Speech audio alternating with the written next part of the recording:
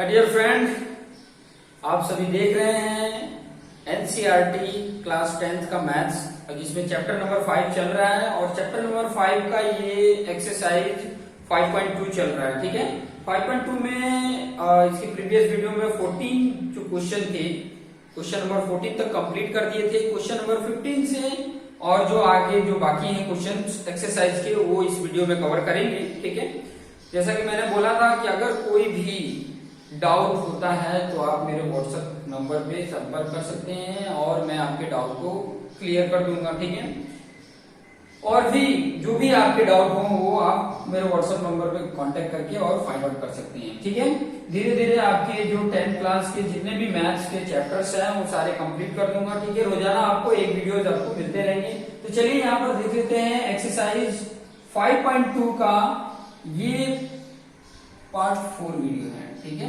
5.2 का ये पार्ट 4 है। ठीक है, पार्ट 4 में हम सीखेंगे क्वेश्चन नंबर 15 से लेके 20, मतलब 6 क्वेश्चन इसमें करने वाले हैं और 6 क्वेश्चन को एकदम आसान तरीके से मैं बताऊंगा, सिंपल तरीके से, कि ताकि आपका कॉन्सेप्ट क्लियर हो जाए। ठीक है, पेशेंस बनाकर रखिए, कुछ करना है, कुछ समझना है तो देखते रहिए।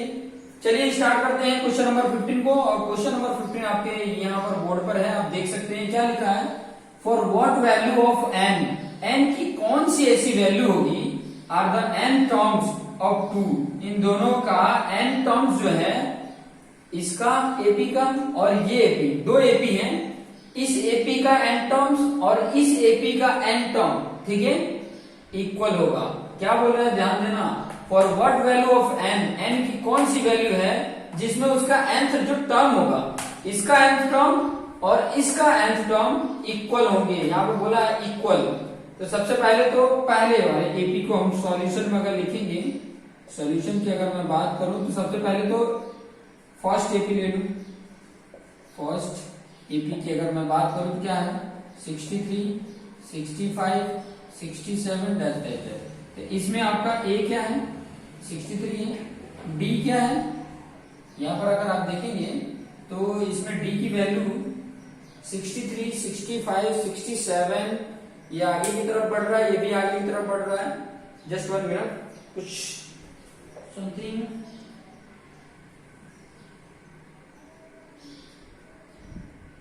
यहाँ पर थोड़ा सा मिस्टेक लिखा हुआ है। ठीक है, यहाँ पर क्वेश्चन ही गलत दिया है, क्योंकि देखो ये आगे की तरफ जा रहा है, ये आपको समझ में आ रहा है कि ये आगे की तरफ जा रहा है। अब इक्वल कब होगा, ये आगे की तरफ जा रहा है। यहाँ पर डिफरेंस अगर देखोगे तो कितने का है, 7 7 का डिफरेंस है, और यहाँ पर डिफरेंस देखोगे तो 2 2 का डिफरेंस है। कोई दिक्कत नहीं, मिस्टेक नहीं है। ठीक है, हम यहाँ पर चेक करेंगे कि कौन सा एन का टर्म्स होगा जिसमें ये दोनों की वैल्यू क्या हो जाएगी, इक्वल होगा। तो चलिए देख लेते हैं, डी की वैल्यू कितनी आएगी, 60 माइनस 63 करेंगे, 65 माइनस 63 करेंगे, कितना आ जाएगा, 2 आ जाएगा। ठीक है, यहाँ पर आपको मिल गया डी और ए मिल गया। तो यहाँ पर A N, N terms equal हो रहे हैं ना, तो ए एन इक्वल टू क्या होगा, यहाँ पे ए एन के फॉर्मूला लिखिए, तो ए प्लस एन माइनस 1 डी होगा। वैल्यू पुट कर देते हैं, इसके ए एन की वैल्यू कितनी आ रही है, 63 प्लस एन माइनस 1 और डी की वैल्यू कितनी है, 2। ये वैल्यू हो गई। ठीक है, इसकी ये वैल्यू होगी। फिर उसके बाद से सेकंड की अगर मैं बात करूं, सेकंड एपी की अगर मैं बात करूं तो वो क्या है, 3, 10, 70। ठीक है, डैश डैश डैश, इसमें ए की वैल्यू 3 है।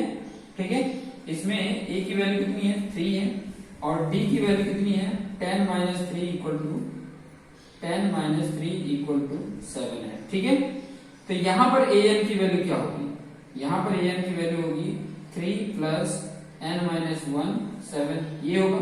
उसमें बोल रहा है कि दोनों का ए एन इक्वल है। ठीक है, यहां पर मैं लिख देता हूं, अकॉर्डिंग टू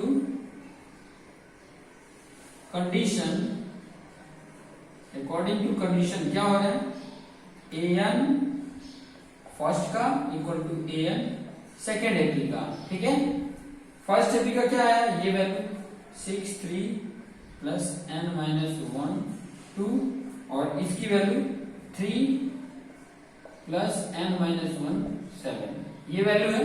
अब यहाँ पे थोड़ा सा इसको ब्रैकेट को क्लोज कर दो, 63 प्लस 2 एन माइनस 2, यहाँ पे 3 प्लस 7 एन माइनस 7 n वाले पोर्शन को इस तरफ कर दो, ठीक है, और बाकी सारे नंबर को उस तरफ कर दो। तो यहाँ पे 2n है और ये +7 -7 इधर हो जाएगा -7n। बाकी वैल्यू को इस तरफ कर दो, यहाँ पे 3 और -7 थे ही, ये 63 जाएगा तो -63, ये -2 इधर जाएगा तो +2 आ जाएगा, ठीक है।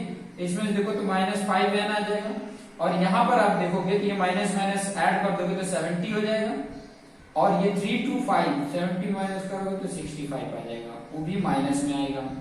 n की वैल्यू यहाँ पे करोगे तो minus minus cancel, 65 divide by 5 करोगे तो n की वैल्यू कितनी आ गई 35 65 होता है, यहाँ पे n की वैल्यू आ गई। मतलब 13th वाला जो टर्म्स होगा, इसका 13th वाला टर्म और इसका 13th वाला टर्म दोनों क्या होंगे, इक्वल ही होंगे। इस तरीके के क्वेश्चंस अगर आते हैं तो आप आसानी से सॉल्व कर सकते हैं, ठीक है। कई बार देखो क्वेश्चंस में ये भी दे देता है, कई बार ये घटते क्रम में रहेगा और ये बढ़ते क्रम में रहेगा, तो इसमें कंफ्यूज नहीं होना। सिस्टम आपको जो ये मैंने प्रोसीजर बताया, इसी तरीके का प्रोसीजर को यूज करोगे, इसी तरीके के कॉन्सेप्ट को यूज करोगे तो आपको आसानी से फाइंड आउट कर सकते हो कि इनके एन टर्म्स क्या होंगे। तो इस तरीके के भी क्वेश्चंस देख ले। देखो सब में मैं एक ही फॉर्मूला यूज कर रहा हूं, ये Tn इक्वल टू क्या है, a plus n minus 1 d, ठीक है। यहाँ पे मैंने an यूज किया है, बात वही है, ठीक है। Tn equal to a plus n minus 1 into d, ये फॉर्मूला ही मैं यूज कर रहा हूं और इसी फॉर्मूले के बेस पर डिफरेंट अलग अलग तरीके से क्वेश्चन यहाँ पर पूछे जा रहे हैं। तो आपको यहाँ पर आइडिया मिल रहा होगा किस किस तरीके से क्वेश्चन पूछे जा रहे हैं। तो चलिए नेक्स्ट क्वेश्चन की तरफ आगे बढ़ते हैं, क्वेश्चन नंबर 16 की तरफ। सबसे पहले मैं इसको रफ कर देता हूं और ऐसे क्वेश्चन जब भी देखो तो क्वेश्चन को समझो। क्वेश्चन अगर नहीं आपने सही तरीके से समझा तो कहीं ना कहीं आप मिस्टेक कर सकते हैं, तो मिस्टेक ना हो तो इसलिए इन पॉइंटों को ध्यान में रखो, इन कॉन्सेप्ट को ध्यान में रखो ताकि आप आसानी से कर सको, ठीक है। नेक्स्ट मैं चलता हूं आपके पास 16 नंबर का क्वेश्चन। 16 नंबर का क्वेश्चन क्या बोल रहा है, डिटरमाइन द एपी को डिटरमाइन करना है, हुज थर्ड टर्म इज 16, बोल दिया है कि उसका थर्ड टर्म 16 है एंड द सेवेंथ टर्म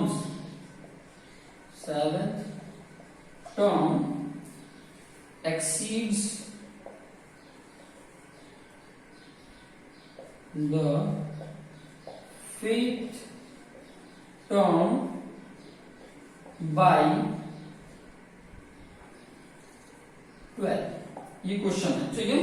आपको एक ही यहाँ पर फाइंड आउट करना है। क्वेश्चन सबसे पहले तो समझो, क्वेश्चन अगर समझ में आ गया तो आप आसानी से इसको सॉल्व कर सकते हो। तो देखो यहाँ पे क्या बोला है, डिटरमाइन द एपी डिटरमाइन करना है, उस एपी का थर्ड टर्म 16 है। लिखते जाओ गिवन डाटा बन के, गिवन डाटा में T3 की वैल्यू कितना दिया है, 16 दे दिया, ठीक है। And the seventh terms exceed the fifth terms by 12। ध्यान दो, 7 टर्म जो है एक्सीड मतलब ज्यादा है, एक्सीड मतलब ज्यादा बड़ा है, या तो ज्यादा बोल सकते हो। द फिफ्थ टर्म्स बाय 12 मतलब 12 जितना फिफ्थ टर्म से ये 7 टर्म्स ज्यादा है, ठीक है। तो सबसे पहले तो यहाँ पर T3 के बेस पे आपको T7 यहाँ पे बात किया है, T7 माइनस T5 क्वेश्चन में बोला है, ये कॉन्सेप्ट आपको दिख रहा है, ठीक है। T7 मतलब जो 7 टर्म्स निकालोगे उसमें से 5 टर्म्स वाला माइनस कर दोगे तो 12 आना चाहिए, क्योंकि 12 ये ज्यादा है, ठीक है, कंडीशन के अकॉर्डिंग। तो यहाँ पर आप देखो T3 की जगह पे अगर A की वैल्यू नहीं दिया है, D की वैल्यू नहीं दिया है, तो यहाँ पर पहले इन सभी टर्म्स की वैल्यू फाइंड आउट कर लेंगे। यहाँ पर पहले ये कॉन्सेप्ट मैं यूज कर लेता हूँ, ठीक है। जब मुझे A और D मिलेगा तभी तो मैं AP डिफाइन कर सकता हूँ, और A और D ये दो चीज मुझे दी हुई है, तो इन्हीं के बेस पे सबसे पहले तो मुझे A और D फाइंड आउट करना पड़ेगा। तो जो मुझे पता है पहले तो मैं उसी को यूटिलाइज करूंगा। और क्या पता है, Tn का फॉर्मूला क्या होता है, A plus n minus 1 D, ये फॉर्मूला होता है। अगर मैं इसकी जगह पर T3 यूज करता हूं तो क्या होगा, A प्लस 3 यहां पे होगा, 3 माइनस 1 2D। T3 की ये वैल्यू आ गया।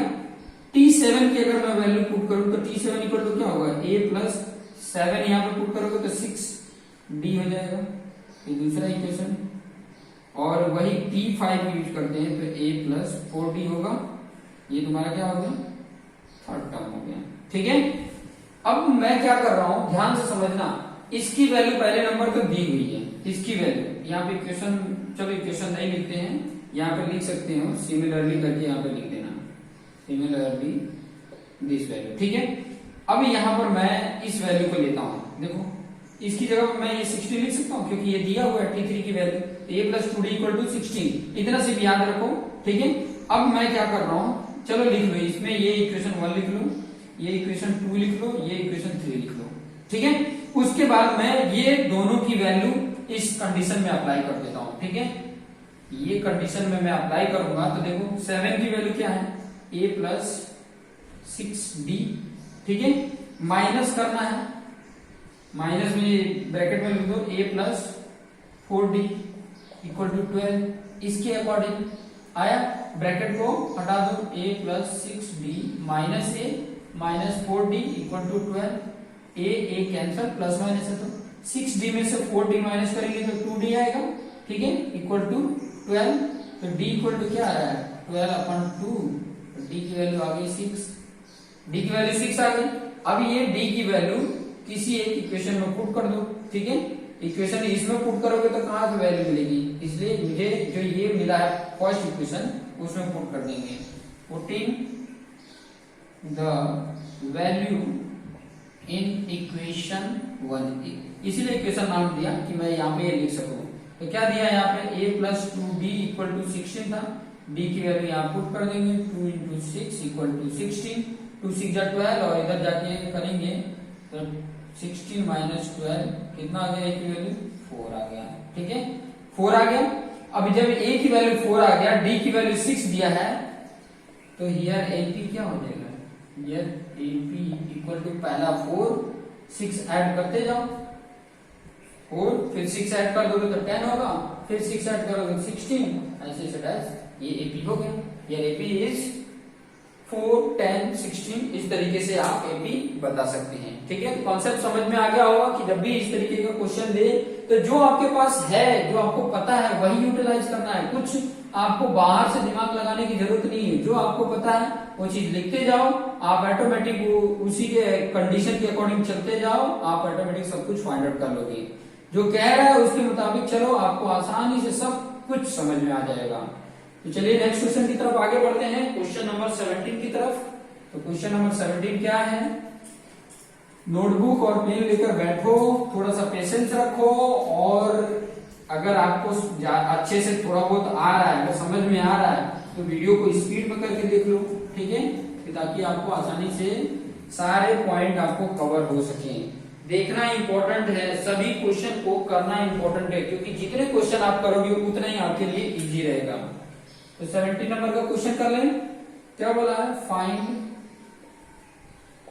20 टर्म्स, फाइंड द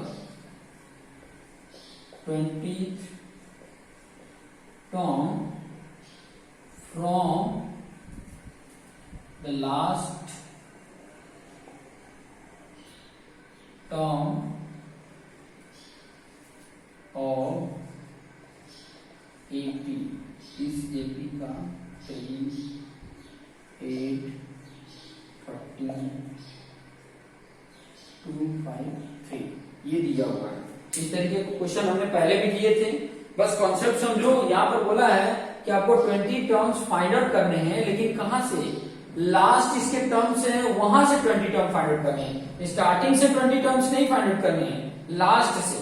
ठीक है, लास्ट से। तो मैंने इसके प्रीवियस वाला अगर ये आपने क्वेश्चन देखा होगा तो उसमें मैंने बताया था कि 2 तरीके के नियम बताए थे, 2 तरीके का रूल बताए थे, वो दोनों तरह के कॉन्सेप्ट यूज करके और आप फाइंड आउट कर सकते थे। ठीक है, तो चलिए यहाँ पर देख लेते हैं कैसे इसको फाइंड आउट करेंगे। तो सबसे पहले जो गिवन है उसको लिख लो। ठीक है, गिवन क्या है, AP गिवन है 3, 8, 13 ऐसे करके लास्ट टर्म दे दिया 253, ये दिया होगा। ठीक है, अब इसका मान लिया कि 253 जो है वो n टर्म्स है। देखो 2 तरीके के हैं, दोनों तरीके का कॉन्सेप्ट यूज करके आप फाइंड आउट कर सकते हो, इसमें कोई प्रॉब्लम नहीं है। अगर यहां से अगर मैं आपको बताऊं तो यहाँ का ए की वैल्यू क्या है, इस फ्रॉम दिस एपी,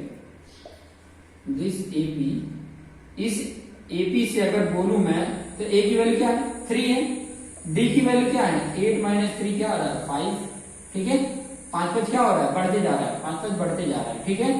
तो अगर मैं इसको रिवर्स कर दूं यहां से अभी इसको if AP will be reverse, अगर रिवर्स कर देता हूं तो क्या होगा, पहले अभी ये एपी क्या होगा, पहले 253 होगा, फिर कम होते जाएगा ना, इधर से बढ़ रहा है तो इधर से 5 कम होते जाएगा, 5 इसमें से कम कर दो, 5 इसमें से कम करोगे तो कितना आएगा 248, फिर 5 कम करोगे तो कितना आएगा 243 आ जाएगा, ठीक है।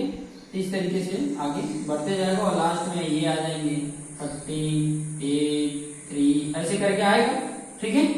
अब इस टर्म से देखो इस तरफ से ये 20 होगा कि नहीं, इस तरफ से 20 इधर बोलो चाहे इस तरफ से 20 इधर बोलो, तो इससे फ्रॉम दिस एपी ए की वैल्यू क्या है 253 है और डी की वैल्यू क्या है यहाँ पे 248 माइनस 253 करोगे तो -5 आएगा। अब इससे आप T20 निकाल लो, T20 क्या हो जाएगा a plus n minus 1 D, formula निकाल लेंगे, a की वैल्यू 253, n की वैल्यू 20 माइनस 1 और d की वैल्यू क्या है -5, ठीक है।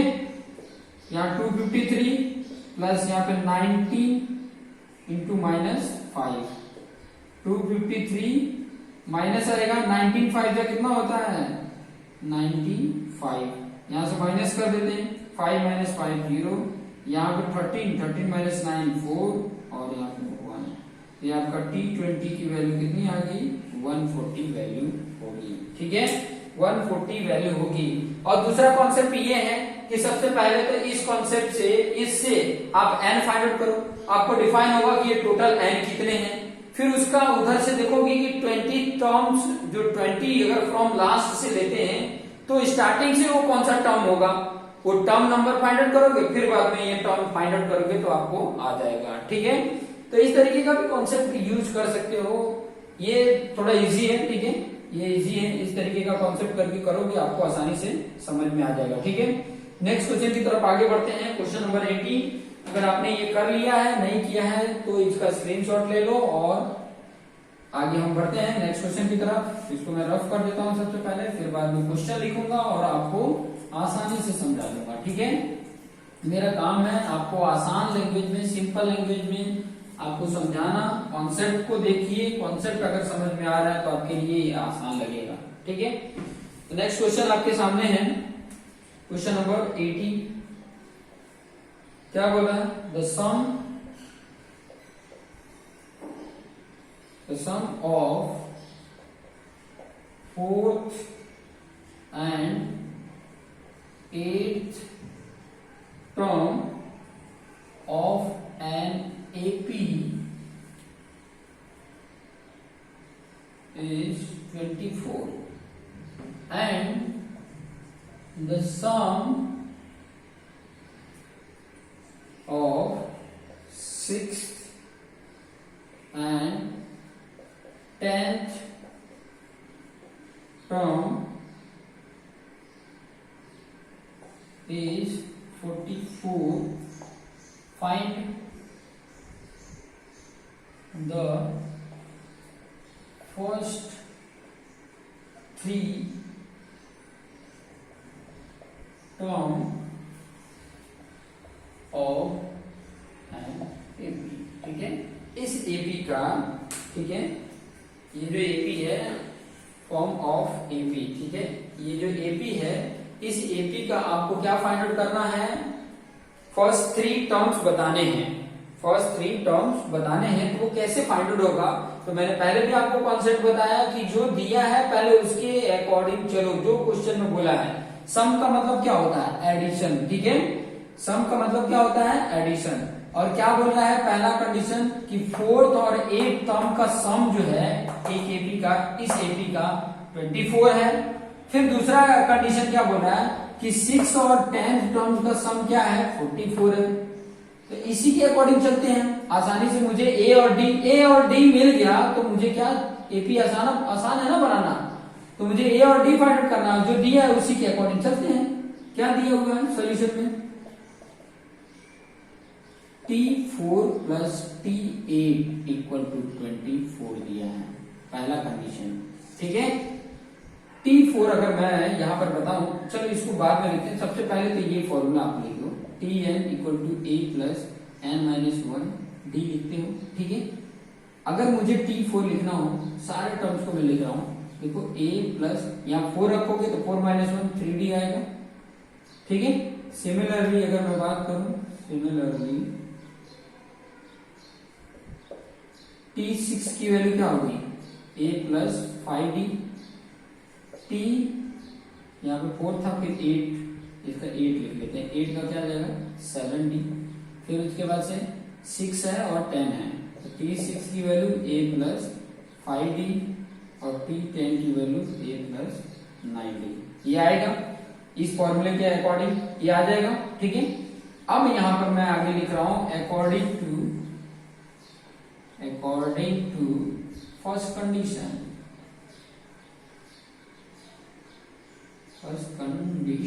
ठीक है, और अच्छे से लिख लेते हैं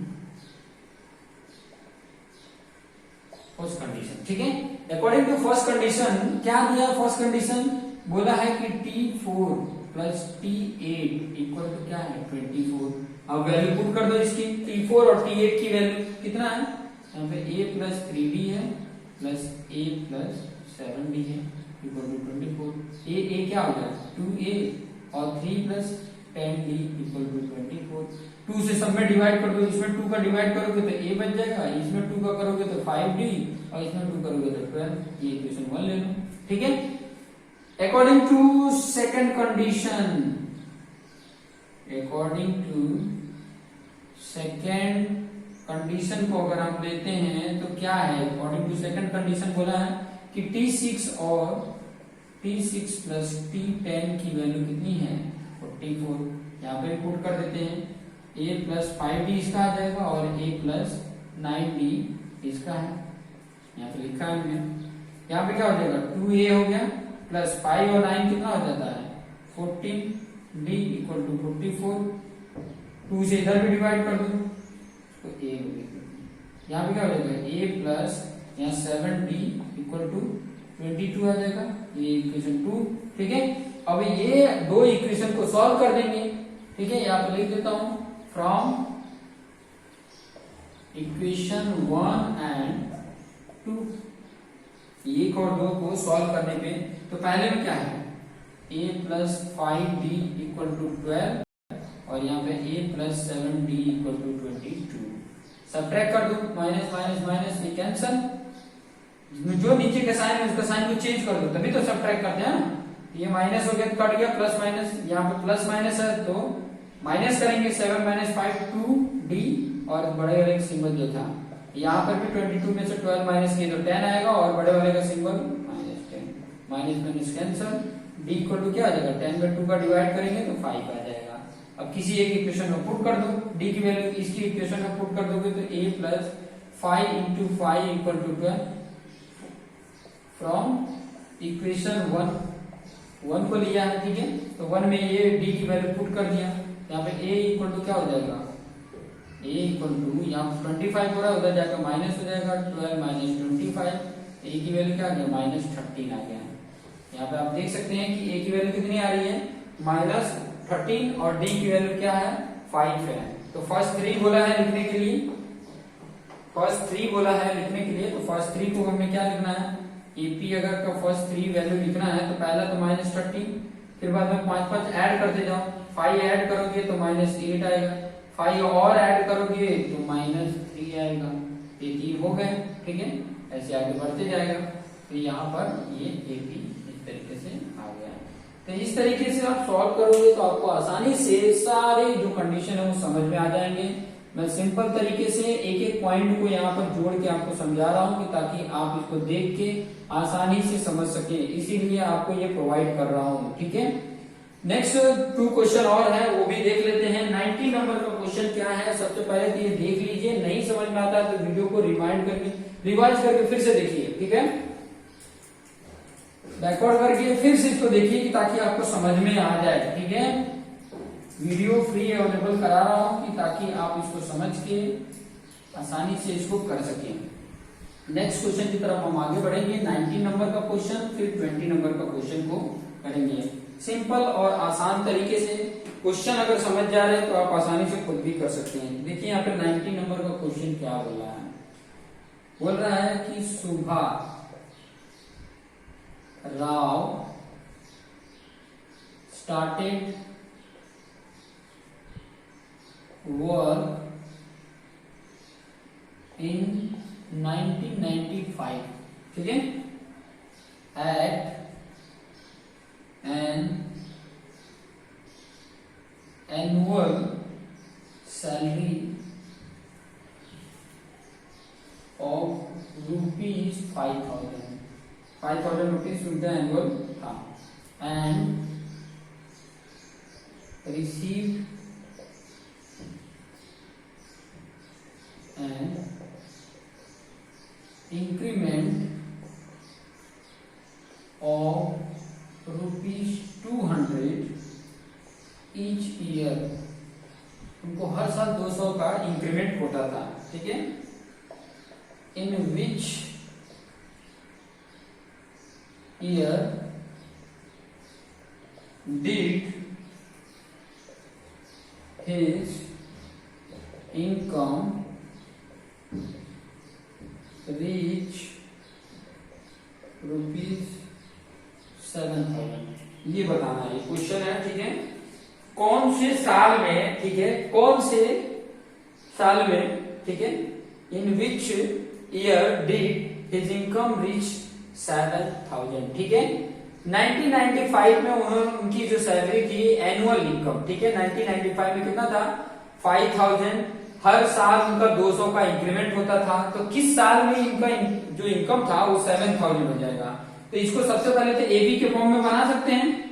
देखो 1995 में उनका 5,000 इनकम था, दूसरे उसके साल में क्या हो जाएगा 5,200 हो गया, फिर बाद में 200 बढ़ गया तो 5,400 हो गया, फिर ऐसे ऐसे बढ़ के कहां तक आया 7,000 तक आया, ठीक है। इस तरीके से लास्ट वाला, तो मुझे अगर n मिल जाए तो मैं बता सकता हूं कि कौन से ईयर में, ठीक है। n मुझे चाहिए, क्या बोला है, इन विच ईयर, कौन से साल में डिड हिज इनकम रीच ₹7,000। तो यहाँ पे 1995 में उनका इतना सैलरी था, ये 1995 में था, 1996 में इतना हो गया, ऐसे बढ़ते जा रहा है, ठीक है। अब यहाँ पर मैं बताता हूं कि माना कि जो ये नंबर है वो n नंबर पे उनका n ईयर में, ठीक है, n ईयर में उनका ये सैलरी 7,000 हो जाता है। Late n year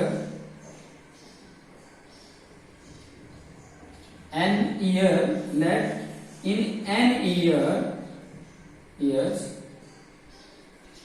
his salary 7,000, ठीक है। सैलरी क्या हो जाती है 7,000, मतलब आपको n आपको फाइंड आउट करना है, tn की वैल्यू 7,000 दी हुई है, a इसकी वैल्यू कितनी है 5,000 और d क्या है 200। ये सारी चीजें आपको देखने को मिल गई। अब ये n मिल जाए तो मुझे मिल जाएगा कि कितने साल उनको लगे 7,000 सैलरी आने में, ठीक है, कितने साल लगे उनको 7,000 सैलरी आने में। तो फॉर्मूला अप्लाई कर देंगे, tn इक्वल टू क्या है a प्लस n-1d। बार बार ये फॉर्मूला यूज कर रहे हैं इस चैप्टर में। आगे आपको एक और फॉर्मूला आपको देखने को मिलेगा नेक्स्ट वीडियो में आपको, कि सम अगर एपी दिए तो उनके सम फाइंड आउट करने के लिए। तो यहाँ पर बहुत सारे आप टीएन के फॉर्मूले देख चुके, अभी हम देखेंगे नेक्स्ट वीडियो में। तो यहाँ पर देखिए जो फॉर्मूला है, टीएन की वैल्यू कितनी है 7,000, ए की वैल्यू कितनी है 5,000, एन तो नहीं है पता है, और डी की वैल्यू 200 है। सॉल्व कर लेते हैं, ये 5,000 इसके साथ प्लस है, इधर आके माइनस हो जाएगा। तो 7,000 माइनस 5,000 इक्वल टू n-1 200 आ गया। ये माइनस करोगे तो 2000 आएगा यहाँ पे, n माइनस 1 200। अब ये 200 इसके साथ मल्टीप्लीकेशन में इधर आएगा तो डिवाइड होगा, तो 2000 divide by 200 equal to n minus 1। ये 0 0 कैंसल, बचा 20 का करोगे तो कितना आ जाएगा, 2 से डिवाइड करोगे तो 10 आ जाएगा। ठीक है, मतलब 10 equal to n minus 1, minus 1 इधर आएगा तो n की वैल्यू क्या आ गई, 11 आ गई। ठीक है, 11 ईयर में उनकी सैलरी 7000 हुई थी, मतलब 1995 था, तो 11 ईयर में कितना हो जाएगा, 2006 जब चल रहा था, 2006 में उनकी सैलरी 7000 हुई थी, 2006 में उनकी सैलरी 7000 में हुई थी। तो ये आप लिख सकते हो 2006। ठीक है, पहला था। ठीक है, यहाँ पे लिख सकते हैं 11 था ना, 11 की बात करो, यहाँ से आप देखोगे 96 95 को भी अगर काउंट कर रहे हैं, मेरे ख्याल से अगर 95 को काउंट कर रहे हैं तो 2005 में उनकी सैलरी होगी। ठीक है, 2005 उनका राइट आंसर होगा। इन 2005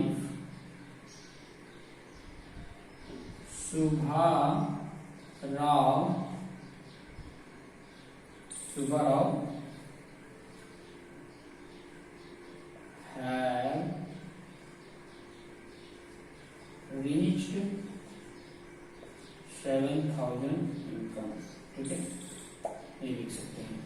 एक बार मैं इसके आंसर को मैच कर लेता हूँ, ठीक है, ताकि आपको आइडिया, करेक्ट आइडिया रहे कि सही है कि नहीं है। ठीक है, तो मैं यहाँ पे आंसर उसका बता देता हूँ कि करेक्ट है या नहीं है, कि वो 2005 होगा 2006।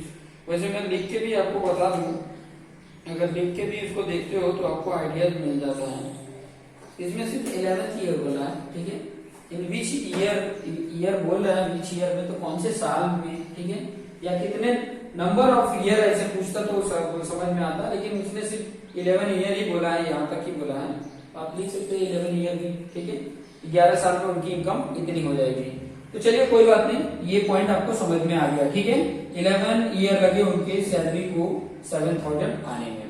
तो नेक्स्ट क्वेश्चन, और इस एक्सरसाइज का लास्ट क्वेश्चन हम यहाँ पे कर लेते हैं।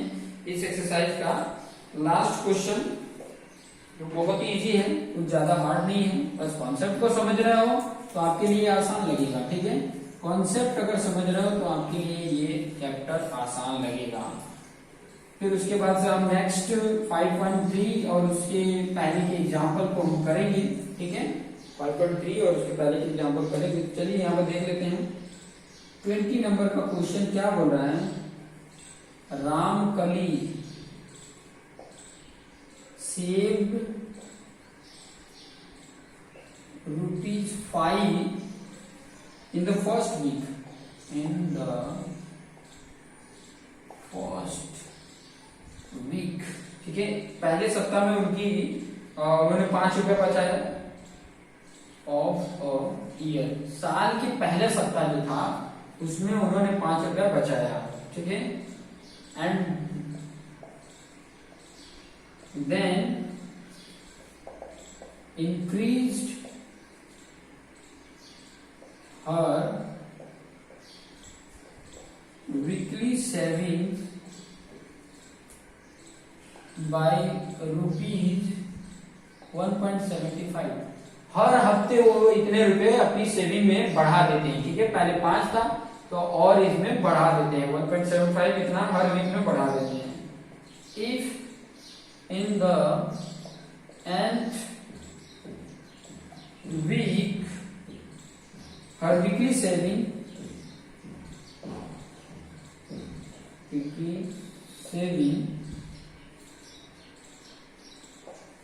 becomes ₹20.75। Find n। ठीक है, ये क्वेश्चन में सब कुछ स्पष्ट रूप से लिख के दे दिया है, आपको कुछ करने की जरूरत नहीं है। ठीक है, यहाँ पे बोल दिया है कि रामकली जो है, रामकली आप मेल भी ले सकते हो, फीमेल भी ले सकते हो, हर लिखा है मतलब ये फीमेल है। ठीक है, तो रामकली ₹5 हर हफ्ते में, साल के पहले हफ्ते में, first week of a year, मतलब साल के पहले हफ्ते में ₹5 बचाती है। ठीक है, and then increase her weekly saving, हर वीक में, ठीक है। अब दूसरा हफ्ता आया तो उसने ये 1.75 रुपीज बढ़ा दिया, तीसरे हफ्ते में वो जितना था उसमें 1.75 बढ़ा दिया, मतलब इतना बढ़ते जा रहा है हर हफ्ते, ठीक है। If in the nth week, मान लो nth वीक होते हैं तो उसकी वीकली सेविंग कितनी हो जाती है, 20.75 हो जाती है, ठीक है। तो उसका कितने वीक में इतना हुआ है वो फाइंड आउट करना, मतलब n फाइंड आउट करना है।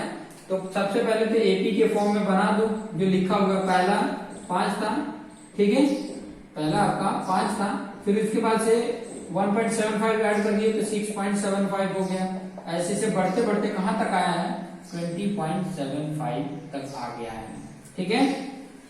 तो इसका ए क्या है, 5 है, डी क्या है, 1.75 है, और टी एन तो ये लास्ट वाला 20.75।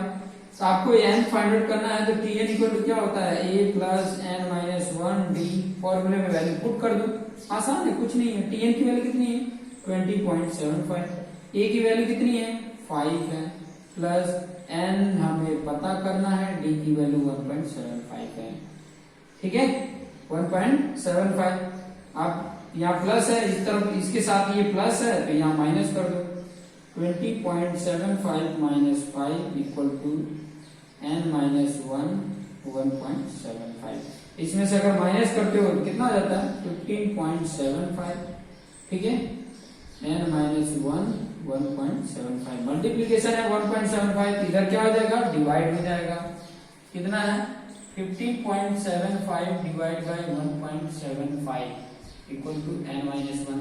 अब यहाँ पर देख लो, देखो यहाँ पॉइंट के बाद 2 प्लेस है, पॉइंट के बाद 2 प्लेस है, तो दोनों का पॉइंट हट जाएगा, और कितना आ गया, ये हो गया, ये पॉइंट हट गया, ठीक है। अब यहाँ पे देखो 25 पे टेबल में चेक कर लो कि 25 को कट रहे हैं क्या, ये 25 में चेक करो, क्योंकि ये 25 में तो आएगा, ये चेक कर लेते हैं। 25 6 जा 150, फिर 75 पर आ जा रहा है, देखो 25 6 जा 150 यहाँ तक हो रहा है, 7 बचा तो 75 और 3 बार में आ गया, ये इसको अगर 25 में करोगे तो 25 6 जा, अगर यहाँ पर देखोगे तो 25 4 जा 100 और 75 25 3 जा, तो 4 और 3 कितना हो रहा है, 7, मतलब 7 का 25 में मल्टीप्लीकेशन करोगे तो इतना आ जाएगा, इक्वल टू n माइनस 1। अभी देखो 7 9 जा 63, 9 आ गया, n माइनस 1 हो गया, ये माइनस 1 इधर आएगा तो n की वैल्यू कितनी होगी, 10, मतलब 10 हफ्ते में उसकी सेविंग इतनी हो जाती है, 10 वीक में उसकी सैलरी कितनी हो जा रही है, 20.75 उसकी सैलरी सेविंग जो हो जाती है, आराम करने की जो सेविंग है वो इतनी हो जाती है, ठीक है। तो ये कॉन्सेप्ट को यूज करोगे इस तरीके से, जैसे जैसे मैं बता रहा हूँ उस तरीके से लिख के करोगे, आप आसानी से फाइंड आउट कर सकते हो। तो इस तरीके से देखते रहिए, और वीडियो अच्छा लग रहा है तो चैनल को सब्सक्राइब कर लो, बेल आइकन पे क्लिक कर लो, कि ताकि अपडेटेड वीडियो का नोटिफिकेशन आपको मिलता रहे। और इसके बाद जो ये अभी जो नेक्स्ट एक्सरसाइज आने वाला है उसमें मैं बताऊंगा कि अगर एपी दिया है तो इस एपी का सम क्या होगा। अब इससे रिलेटेड क्वेश्चन कैसे बन सकते हैं, देखो यहीं पर उसने बोल दिया कि ये लास्ट टर्म तो इतना आ रहा है, लेकिन अगर मैं बोलूं कि इन 10 साल में, ये 10 हफ्ते में उसकी टोटल सेविंग कितनी हुई, ये तो 10वें जो 10वां हफ्ता था ना उतना ये इसकी इतनी सेविंग की थी, 10वें हफ्ते में इतनी सेविंग थी, लेकिन अब टोटल सेविंग कितनी थी, ये 5 बचा था, फिर इतना बचा था, फिर इतना 10वां जब हफ्ता आया तो इतना रुपया उसने सेविंग में रखा था।